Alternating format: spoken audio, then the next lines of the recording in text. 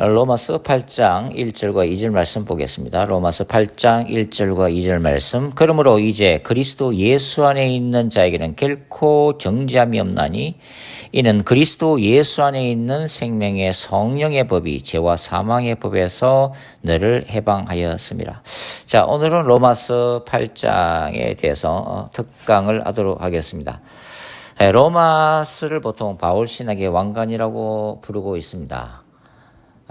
로마서가 바울 신학의 핵심적인 사상을 담고 있는 그런 책이라는 의미죠.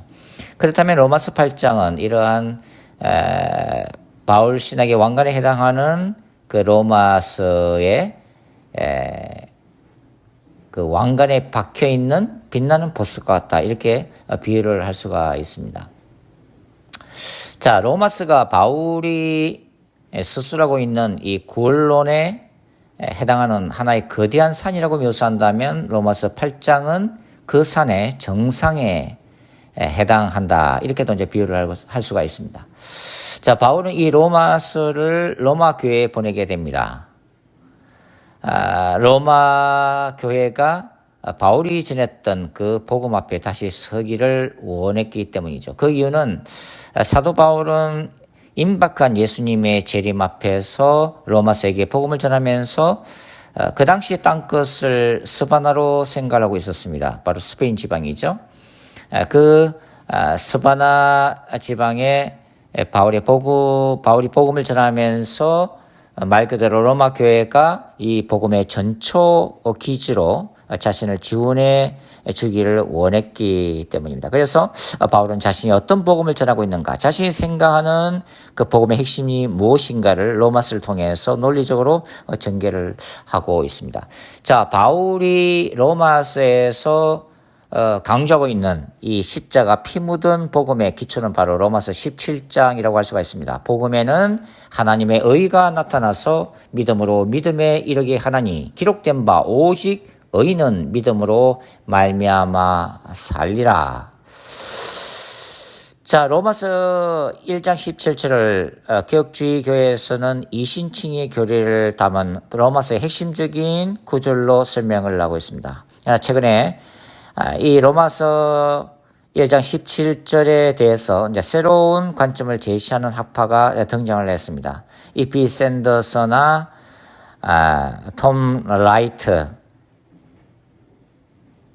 그 다음에 제임스 던과 같은 그런 학자들이죠. 자, 이런 학자들은 1세기 이 발견된 유대교의 문서들을 읽어보니까 그 가운데 많은 부분이 이 유대교가 율법으로 행함으로 인해서 을을 받는다는 종교라기보다는 여전히 하나님의 언약 안에서 마땅히 행해야 될 하나님의 그 사명 또는 하나님의 은혜 안에 이 신자들이 어떻게 올바르게 머물 수 있는가라고 하는 관점에서 설명을 하고 있다고 주장하면서 바로 이 로마서 1장 17절이 구원론이 아니라 구원받은 하나님의 백성들이 어떻게 하나님의 백성의 정체성을 가지고 계속 머물 수 있는가, 일종의 이제 교회론에 속한 구절로 이제 해석하기 시작했다고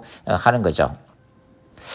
그러나 이 세관점 학파들이 주장하고 있는 이 1세기 유대교 문은 모두가 소위 말해서 은혜 안에 있는 언약적 율법주의를 설명하는 구절이 아니라 그 안에는 상당수가 여전히 율법을 행함으로 인해서 을을 획득한다고 하는 그런 사상을 담는 문서도 있다고 하는 것입니다. 그리고 무엇보다도 이제 로마서의 전체 구조가 이 구원론을 강조를 하고 있다고 하는 거죠. 즉 로마서 1장부터 3장까지의 내용은 바울이 바로 임박한 하나님의 준엄한 심판 앞에 서 있는 이 처참한 인류의 그 운명을 강조하면서 어떻게 해야 인류가 예수 그리스도의 복음을 통해서 구원을 받을 수 있는가라고 하는 그 구원론을 펼쳐가는 책이라는 것을 구조론이 명백히 보여주고 있다고 하는 것입니다.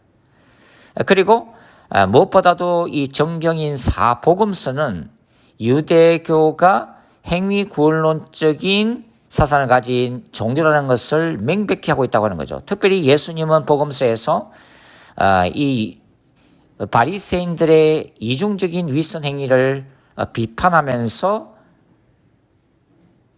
율법주의가 하나님의 은혜가 아닌 스스로 행하는 그 행위로 인한 의를 드러내고 있다고 신랄하게 비판하고 있다고 하는 것입니다. 그래서 우리가 정경인 이 복음서의 기초에서 볼 때도 바울의 이 구절은 구원론적인 구절이다, 이렇게 우리가 생각할 수밖에 없다고 하는 거죠.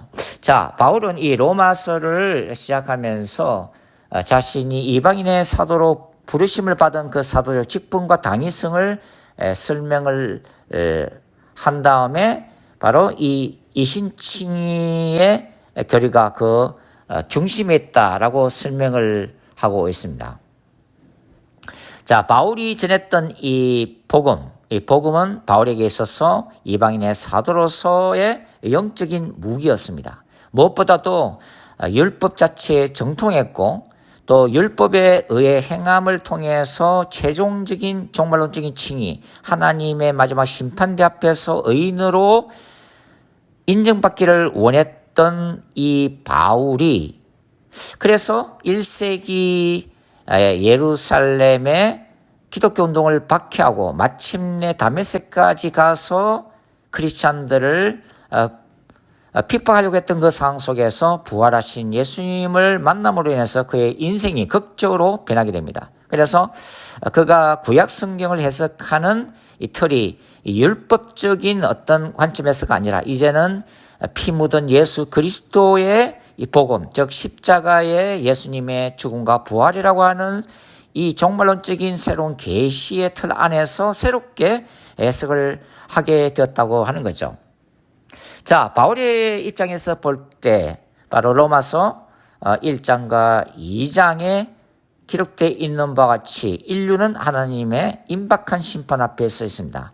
이방인들은 극심한 우상숭배의 죄를 통해서 하나님의 심판을 피할 수 없는 존재들이고, 유대인들은 율법의 행함을 통해서는 의롭다함을 받지 못하기 때문에 궁극적으로는 심판을 받을 수밖에 없는 존재임을 동시에 강조하면서 예수 그리스도의 피 묻은 복음을 전개를 하고 있습니다. 결국은 인간이라는 것은 원초적인 인간의 제약된 본성과 그 배후에 역사하는 사탄의 활동으로 말미암아 결코 하나님의 이 심판 앞에서 구원을 받을 수 없는 존재다라는 것을 바울이 강조를 하고 있는 거죠. 그래서 바울은 로마서에서 상당히 많은 부분을 특별히 율법의 행함이라고 하는 이 유대교의 율법주의를 의식하면서 많은 부분을 설명을 하고 있습니다. 그래서 바울은 믿음의 조상 아브라함이 행함이 아니라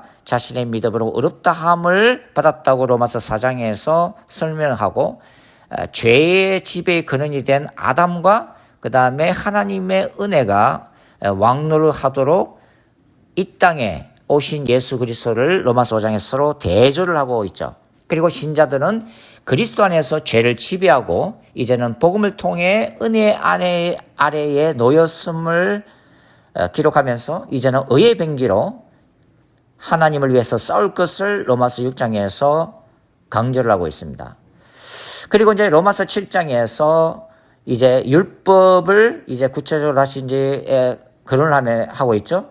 근데 율법을 이제 사도 바울은 하나의 비유를 들고 있는데 그것이 뭐냐면은 이 율법이라는 신랑과 유대인들이 이제 결혼을 했다고 하는 거죠. 그래서 이 신랑은 굉장히 선한 사람입니다. 왜냐하면 이 율법이라는 것이 하나님이 이스라엘 백성에게 주신 선한 법이기 때문이죠. 그러나 이 죄를 지적하기 위해서 하나님이 주신 이 율법이 그 율법의 행함으로 인해서 의를 받으려고 몸부림쳤던 유대인에게는 결코 행할 수 없는 이 무서운 장애가 되면서 결론적으로는 율법의 그 속박 아래 노예 상태가 되면서 자신을 구원하지 못하는 악의 도구로 쓰임받았다고 하는 것이 바로 역설적인 이 바울의 설명이라고 하는 것입니다. 결국은 이 신랑된 율법의 행함을 통해서 아내된 유대 교인들이 사망에 이르게 되었다 하면서 유대교의 잘못된 이 율법주의를 바울이 로마서 7장에서 고발하고 있다고 하는 거죠. 바울 자신이 과거에 철저한 바리새인으로서 이 율법의 행함을 위해서 처절히 몸부림쳤던, 그렇게 힘들게 고뇌했던, 결국은 그래서 구원도 하나님의 칭의도 드리블 수 없었던 자신의 영적 몸부림을 현재 시제로 생생하게 묘사를 하고 있습니다. 그리고 이 절망과 이 고뇌 끝에 마침내 터져나온 감탄사가 바로 로마서 7장 25절 말씀이죠. 우리 주 예수 그리스도로 말미암아 하나님께 감사하리로다. 오후라 나는 공관자로다. 누가 나를 이 사망의 몸에서 건져내라라고 했던 이 율법을 통한 구원을 갈구했던 사도 바울이 그 절망의 끝에서 바로 예수 그리스도의 복음으로만 구원과 칭의를 받을 수 있다고 하는 이 놀라운 깨달음과 감탄과 승리를 선포하고 있다고 하는 거죠. 그래서 로마서 8장 1절과 2절을 연이어서 기록하게 된 거죠. 그러므로 이제 그리스도 예수 안에 있는 자에게는 결코 정죄함이 없나니 이는 그리스도 예수 안에 있는 생명의 성령의 법이 죄와 사망의 법에서 너를 해방하였습니다. 자, 그러니까 사도 바울은 이 로마서 8장을 1장부터 7장까지의 최종적인 결론으로 제시를 하고 있는 거죠. 결국은 예수 그리스도의 그 복음의 중심에 성령께서 계시고 신자들은 이 성령의 능력과 도심을 덧입어서 복음 안에서 칭의를 받을 수 있다고 지금 얘기를 하고 있는 거죠. 그리고 이 복음 안에서 칭의를 넘어서 성화, 그리고 마침내 영화라고 하는 최종적인 목적지에 도달할 수 있다고 바울은 설명을 하고 있습니다. 그 옛날 이 모세가 빗새가 골짜기에서 멀리 바라봤던 땅이 바로 젖과 꿀이 흐르는 가나안 땅이었습니다. 그러나 모세는 그 땅에 들어갈 수가 없었다고 하는 거죠. 그 멀리 보이는 이 가나안 땅을 바울은 소망 중에 그리고 안타까운 가운데 바라봤지만 이제 로마 교회의 신자들은 바울의 복음을 통해서 복음의 정상인 이 로마서 8장을 통해서 종말론적인 그 영화로움, 즉 칭의가 완성되고 재림을 통한 몸의 부활에 대한 궁극적인 소망을 보기 시작합니다. 그리고 이제 로마서 이어지는 로마서 9장부터 11장까지에서 바울은 자신이 그렇게 고민했던 동족 이스라엘의 구원 문제에 대한 비전을 보기 시작하죠.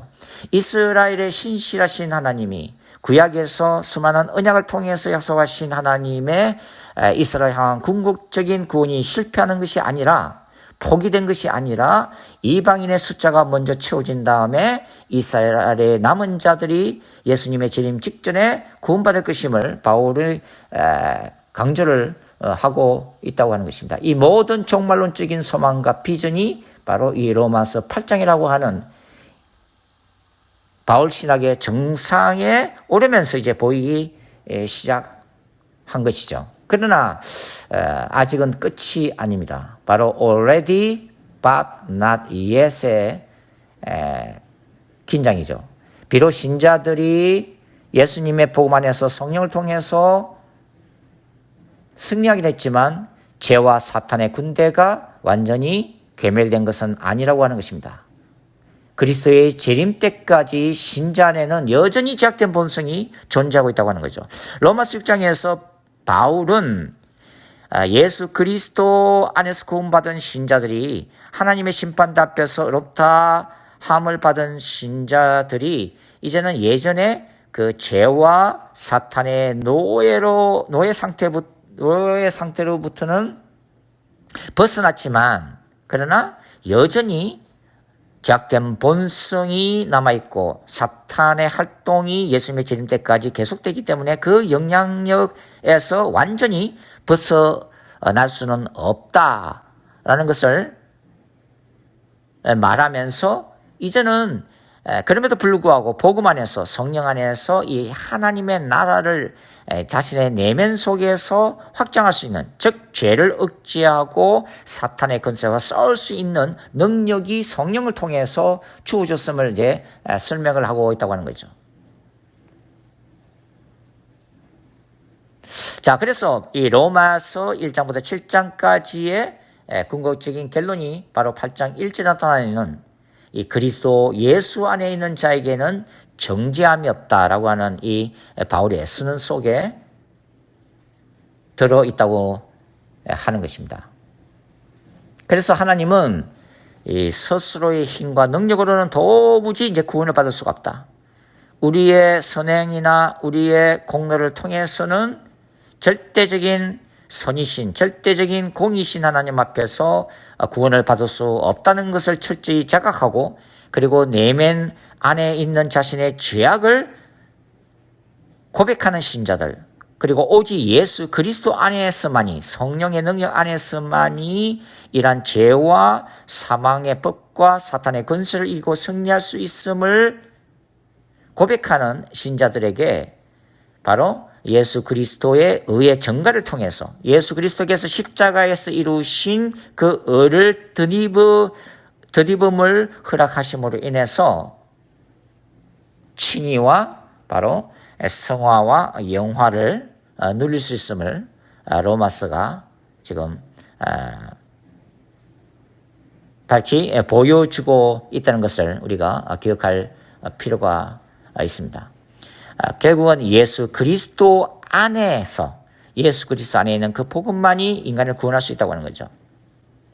바울이 이 에베소 1장에서 매 구절마다 그리스도 안에서를 강조하는 이유가 바로 여기에 있다고 하는 것입니다. 십자가의 죽음과 부활에 대한 바로 믿음의 승리라고 하는 거죠. 자, 하나님의 나라와 사탄의 왕국과의 투쟁은 눈에 보이지 않는 정치, 경제, 사회, 문화, 즉 인간의 역사 속에 여전히 존재하고 있습니다. 눈에 보이지 않는 세계 안에서도 이러한 전쟁은 존재하고, 심지어 인간의 내면 안에서도 존재하고 있다고 하는 거죠. 그래서 인간의 이 심리 안에서는 늘 선과 악이 공존하면서 지금도 치열하게 싸움이 일어나고 있습니다. 바울은 이 모든 거룩한 전쟁의 중심에 예수 그리스도의 복음, 그리고 성령의 법이 있다고 지금 선포하고 있다고 하는 거죠. 그 법이 바로 예수 그리스도 안에 있는 생명의 성령의 법이라고 하는 것입니다. 반면에 사탄도 하나의 법을 가지고 있는데, 그것은 복음을 거부하는 불신자들을 다스리는 법이죠. 그것이 바로 죄와 사망의 법입니다. 그러니까 예수 그리스도의 복음은 이러한 사탄의 왕국에서 아들의 나라로 믿는 자들을 실제로 옮길 수 있는 하나의 능력이라고 바울은 선언을 하고 있습니다.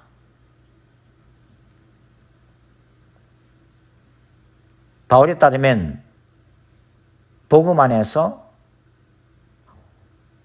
복음을 통해서 하나님은 율법이 인간의 연약한 육신을 통해서 할 수 없는 그것을 하나님은 하시고 있다라고 바울은 지금 선포를 하고 있는 거죠. 구약의 율법이 이스라엘에게 원래 요구했던 그 온전함이 인간의 연약성을 통해서 이룰 수 없었던 그 행함이 이제 예수 그리스도의 십자가의 도를 통해서 충족이 됐다고 하는 거죠. 하나님은 인간을 위해서 아들을 대신 심판하심으로 칭의를 받을 수 있는 길을 준비하셨다고 하는 것입니다. 즉 죄를 인하여 자기 아들을 죄 있는 육신의 모양으로 보내어 육신의 죄를 정하시는 하나님의 방법이라고 하는 거죠. 이것이 구약에서는 바로 속죄 제사로 나타났고 그것이 십자를 통해서 완성된 것이라고 말씀드릴 수가 있죠. 이스라엘이 날마다 죄를 위해서 번제단에 들었던 짐승의 피, 그리고 대속죄일 대제사장이 지승손에 들어가서 법궤의 뚜껑인 속죄소에 염소의 피를 뿌림으로 얻었던 그 칭의가 바로 죄 없으신 예수님의 대속적 죽음을 통해서 인간에게 이제 성취가 된 거죠. 따라서 인간에게 남아있는 것은 하나님께서 십자가에서 이루신 이 일을 인정하고 은혜로 받아들이는 것입니다. 즉 믿음으로 말미암는 칭이라고 할 수가 있는 거죠. 신자가 믿음을 통해서 예수 그리스도의 피 묻은 복음을 받아들일 때 두 가지 일이 동시에 일어납니다. 첫째는 죄인을 반드시 심판해야만 하는 하나님의 공의, 즉 하나님의 의로우심이 십자가에서 드러나는 것입니다. 하나님은 그 옛날 성막과 성전에서 죄인이 짐승의 머리 위에 안수하면서 자신의 죄를 전가했던 것처럼 하나님께서는 아들인 예수의 머리 위에 인류의 모든 죄를 전가하시고 인간을 위해서 대신 죄를 심판하셨다고 하는 거죠.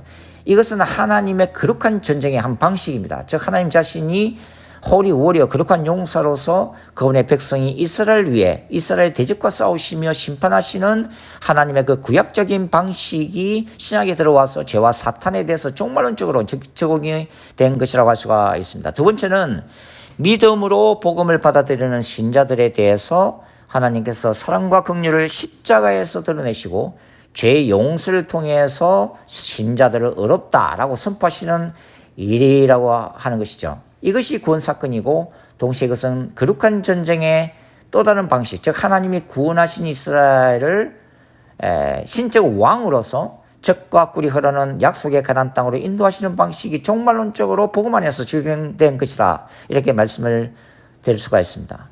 즉 하나님께서 예수 그리스도 안에서 신자들을 이제 원수의 자리에서 그분의 자녀의 자리로 옮기신 거죠. 그래서 구원된 신자들을 칭의의 완성인 궁극적인 영화의 자리까지 인도하실 것임이 십자가에서 선포가 된 것입니다. 따라서 신자들은 예수 그리스도를 죄와 사탄으로부터의 유일한 구원자로 받아들일 뿐만 아니라 예수께서 자신의 남은 삶을 다스리시는 이 왕, 주인이심을 인정하고 순종해야 할 성화의 길을 사명으로 주고 계신다고 하는 것입니다. 칭의가 십자가에서 선언되고 영화가 미래적으로 종말론적으로 약속되었지만 아직 완성된 것은 아닙니다. 그 완성은 그리스도의 재림의 날에 이루어진다고 하는 것입니다. 자, 바울은 이 로마서 8장 4절부터 11절을 통해서는 육신을 따라 사는 자들과 성령을 따라 사는 신자들을 서로 대조하고 있음을 우리가 볼 수가 있습니다.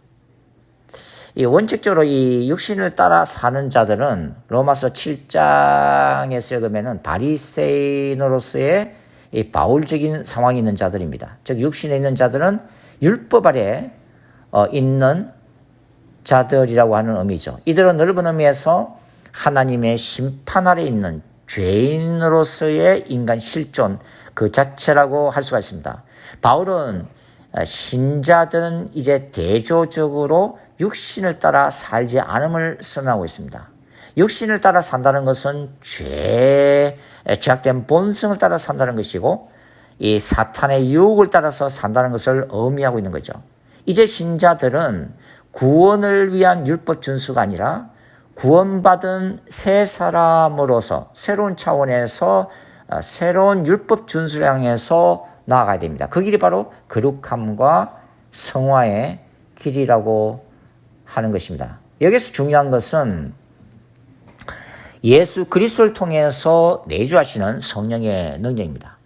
그래서 바울은 이제 로마서 8장에서 본격적으로 성령을 언급하기 시작합니다. 왜냐하면 성령은 율법 아래 있는 유대주의자들이나 죄의 지배 아래 있는 불신자들에게는 존재할 수 없는 하나님의 영, 그리스도의 영이기 때문입니다. 이제 신자들은 과거적인 죄에 대해서는 십자가의 보혈로 용서함을 받았습니다. 그리고 현재적인 죄에 대해서는 끊임없는 그 십자가 보혈을 통해서 회개를 통해서 용서를 받는 거죠. 그리고 자신의 의로 도무지 이룰 수 없었던 이제 성화의 길, 그 길을 자신의 그 자유의지의 결단을 통해서뿐만 아니라 적극적인 성령의 도심과 능력 안에서 이루게 된다고 하는 것입니다. 바울은 성령 안에서 율법을 다 이루게 하심을 믿고 있습니다. 즉 바울에 따르면 신자들은 무율법주의가 아니고 오히려 구약 율법의 정신을 완성하는 존재들이라고 하는 거죠. 즉 복음이라고 하는 것은 율법을 계승하지만 완전히 다른 모습이라고 하는 것입니다. 신자들은 더 이상 로마서 7장에서 바울이 경험했던 이 완전한 죄의 지배하에서의 절망감은 맛보지 않겠지만 여전히 로마서 7장 같은 싸움을 현재적으로 그리고 미래적으로 계속하게 될 거라고 하는 거죠. 신자 안에서도 뭐가 있다고 그랬어요? 죄악된 본성이 여전히 존재하고 있기 때문입니다. 그리고 신자들을 향한 구원받은 하나님의 백성들을 향한 사탄의 공격이 여전히 계속될 것이기 때문입니다. 자, 반지의 제왕이라고 하는 그 유명한 영화가 있습니다. 이 영화에 나오는 이야기는 대단히 기독교적인 세계관을 담고 있습니다. 물론 완벽한 의미에서 기독교 세계관은 아니지만 그런 세계관을 이제 담고 있는 영화라고 할 수가 있습니다. 이 카톨릭 신자였던 톨킨 원작의 기초해서 만들어진 영화인데요. 이 영화는 전체적으로 선과 악의 대결 구도를 가지고 있음을 우리가 볼 수가 있습니다. 이 악의 화신 사우론이 나오는데 이 사우론이 만든 절대 반지는 모든 세상을 지배함과 동시에 파괴하는 힘을 가지고 있습니다. 그런데 이 악의 절대 반지를 파괴하기 위해서 부르심을 받은 사람이 누구냐면 바로 프로도라고 하는 주인공입니다. 반지 운반자로 선택된 사람이죠. 그리고 그를 도와주기 위해서 이 샘이 시종으로 반지 원정대가 만들어지고 있습니다. 이 과정에서 이 사우론과 악의 마법사 살루만 그리고 악의 군대를 대적하기 위해서 이 위대한 마법사 간달프나 아르곤, 리골라스 같은 영웅들이 등장하고 있지만 사실 이 영화의 진정한 주인공은 바로 프로도입니다.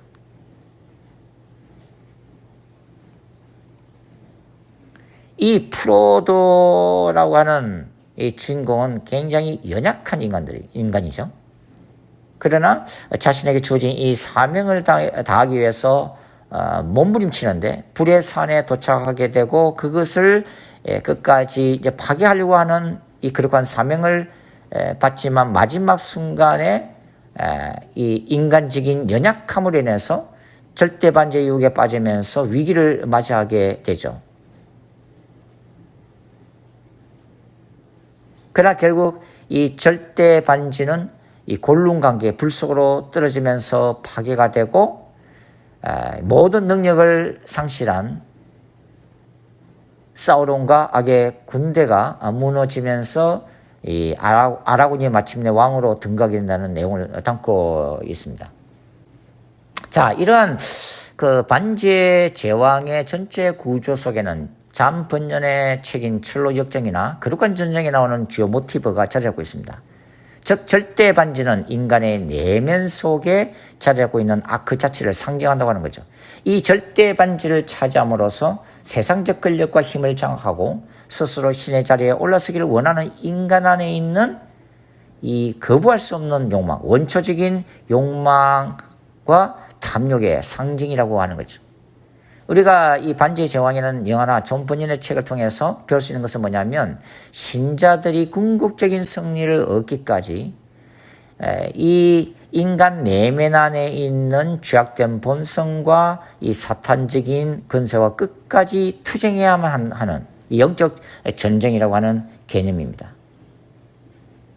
우리 속에는 연약한 죄악된 본성이 있기 때문이고 날마다 언제든지 넘어질 수 있는 연약한 사람들이기 때문이죠.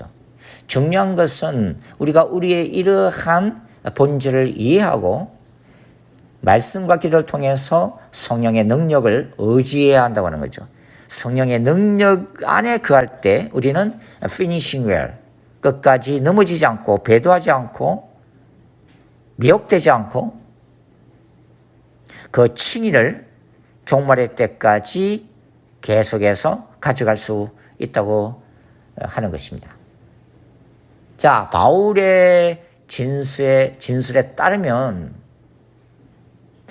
만일 성령으로 선한 자가 지속적으로 그리고 의지적으로 육을 따라 다시 산다면 그 최후는 사망임을 말해주고 있습니다. 로마서 6장 15절과 16절 말씀입니다. 구원받은 자의 타락 가능성입니다. 대부분의 격주의 학자들은 이것을 반대하고 있지만 분명히 성경은 구원의 확신과 구원 상실이라고 하는 그 위기감을 동시에 말해주고 있다고 하는 것입니다. 이러한 구원의 상실이 그냥 쉽게 되는 것은 아니지만, 왜냐하면 하나님이 핏값으로 사신 신자들을 은혜로서 끝까지 인도해 주실 우리가 믿기 때문에. 그러나 그럼에도 불구하고 만일 인간이 타락하고 자신이 의지적으로 죄를 짓게 된다면, 그리고 그 사탄의 미혹에 빠져서 회개하지 않는다면 결국 그는 구원을 잃어버릴 수도 있다고 하는 이 경고를 성경이 하고 있다는 것을 우리가 기억을 할 필요가 있습니다. 물론 우리는 로마서 8장에 나와 있는 것 같이 그런즉 이에 대하여 우리가 무슨 말하리요? 높음이나 깊음이나 다른 어떤 피조물이라도 우리를 우리 주 그리스도 예수 안에 있는 하나님의 사랑에서 끊을 수 없으리라. 이 고백이 우리에게 필요한 것은 사실입니다.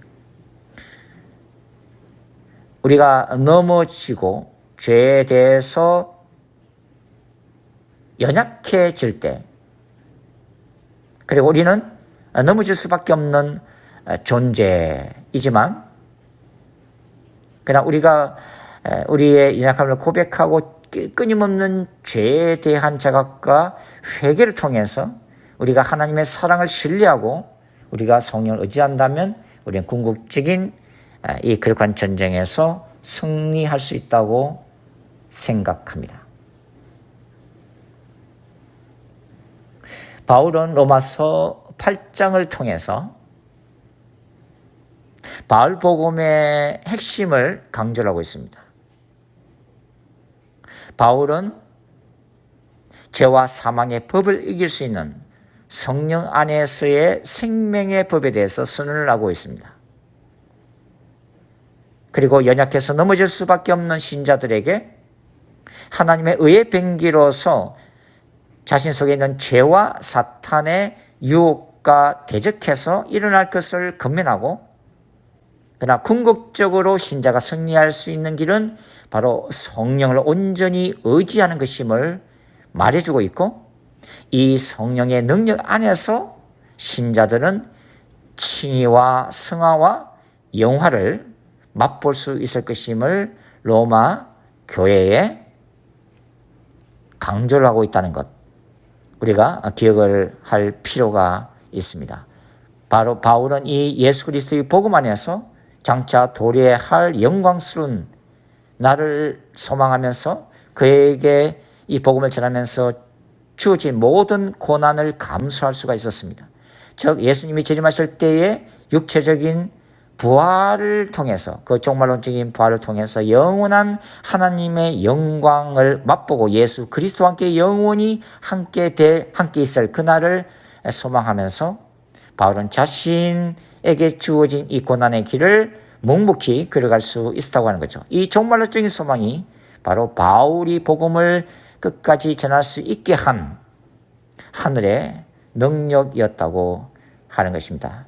자, 오늘 이렇게 로마서 8장에 대해서 그 핵심적인 신학적 메시지를 우리가 함께 살펴봤습니다. 그렇습니다. 아버지 하나님, 우리가 예수 그리스도의 복음 안에 거하게 하시고 우리의 연약함을 주님 앞에 날마다 고백하면서 예수 그리스도 그 피 묻은 십자가의 복음을 통해서 그리고 성령 안에서 끝까지 승리할 수 있도록 역사해 주시옵소서. 주님 다시 오시는 그날까지 이 최후의 전쟁에서, 이 거룩한 전쟁에서 승리해서 영원한 하나님의 보좌 앞에서 구원받은 하나님의 백성들과 천군 천사와 함께 영원히 성삼위 하나님을 찬양할 수 있도록 우리를 붙잡아 주시옵소서. 그리고 하신 예수님의 이름으로 감사하며 기도드리옵나이다. 아멘.